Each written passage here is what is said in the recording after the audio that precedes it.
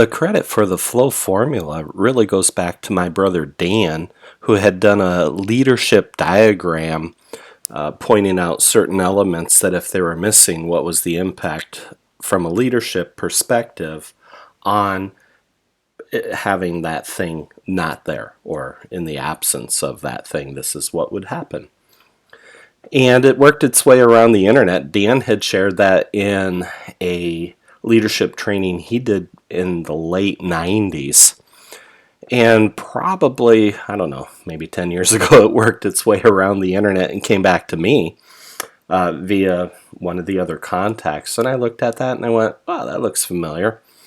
And then I realized, looking at it, I said, oh, all right, this needs to be fixed. And I put it into a proper flow and into this formula, vision plus right people plus the 4D model equals flow. And if your organization is flowing in all areas, it's going to be pretty difficult not to be successful.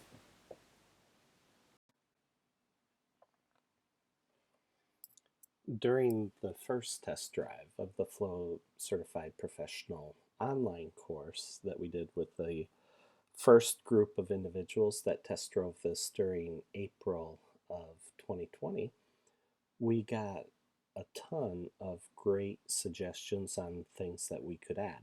And this is one of them. This is the learning objective that basically will cover each section that we're going through. A couple of the sections I've combined because they work together, and this is one of those where we do the flow formula, and then that's the basis of the friction analysis. So those two go together. So we're going to look at the flow formula, which is vision plus right people plus the 4D model equals flow or success. Then we use that as the basis for the flow friction analysis, where we go through how do you determine if there's an issue with vision, for example, from a leadership perspective, or is there an issue for right people, and then how each of the define, distill, deliver, and drive also give you indicators and markers that you can look for in your teams and the work they're doing, and then how to apply all of this to the four lenses of leadership. And the four lenses that we look at are the individual, the team, the product, which includes program, process, and line management, and the organization, which also includes from portfolio management and upward, all the way to executive leadership. And the last part of this section, we'll look at the four whys. Why is it that we would ever go ahead and actually do a new product or a new project or program or portfolio? So this is the learning objectives that you'll be able to look at the flow formula and understand how it works and be able to use it, and be able to use it in the context of the flow friction analysis. This is how. This is how you get it done. It starts with vision. Just like Simon Sinek said, vision first.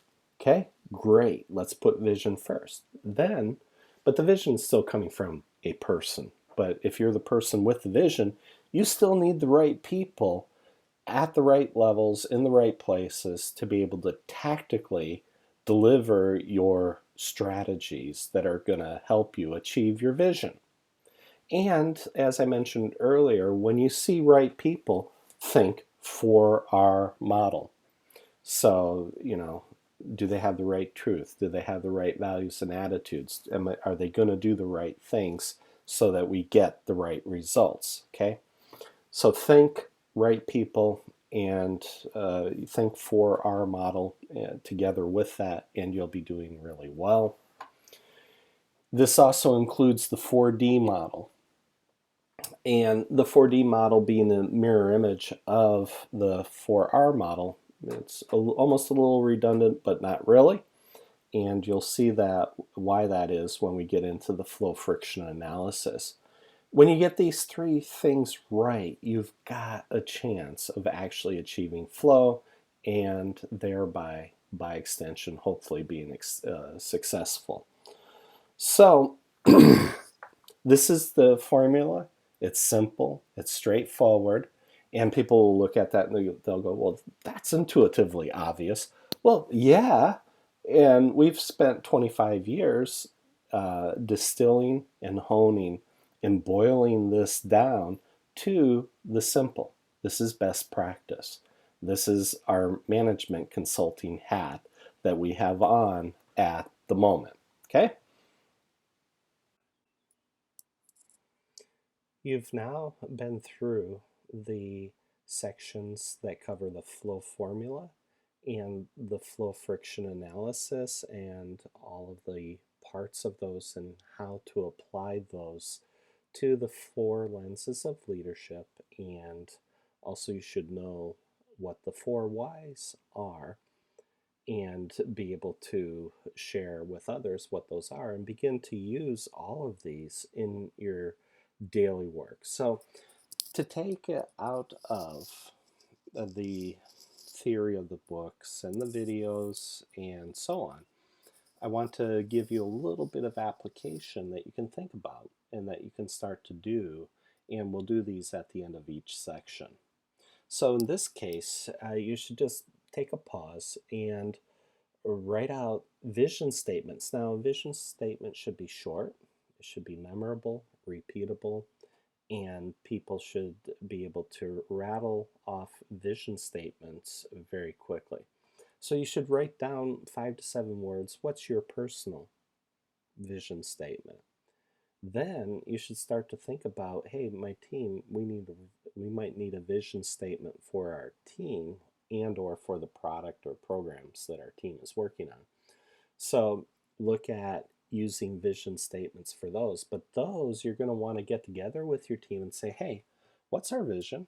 And what are the 5 to 7 words that describes what we want to be in the future? And remember to separate vision from mission. But right now, I just want you to work on what is the vision statement for yourself, for your team, and or for your products and programs. And then ultimately, you should do a little homework and look up for your entire organization, what is our vision statement? And look at it. One of the companies I worked for, they didn't really have a vision statement. They had a mission statement, and it was from like 1862. And it was like half of a letter-sized page or half of an A4 long statement. It was not short, it was not memorable, it was not easily communicated, and yet they were still using it, 130, 140 years later.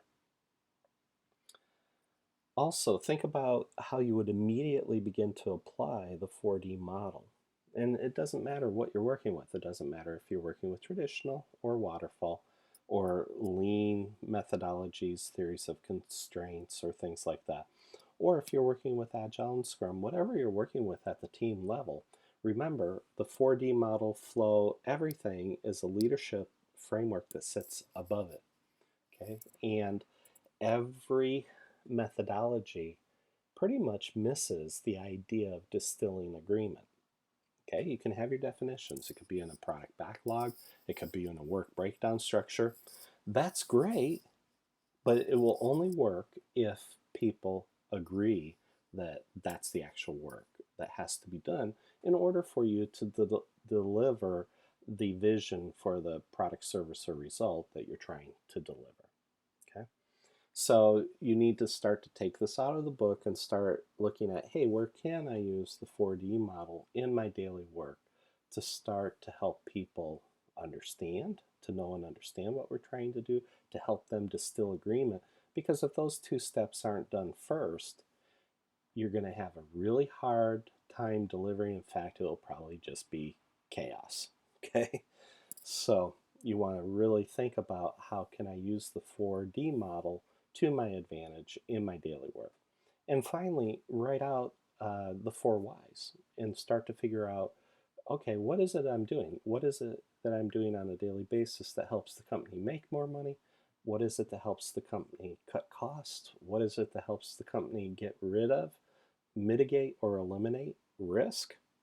And lastly, and it probably should be the first one, but I've done it the other way for so many years, that am I doing the right thing? Okay, so uh, that is really important for you to filter everything you're doing for the company through the filter of the 4 whys.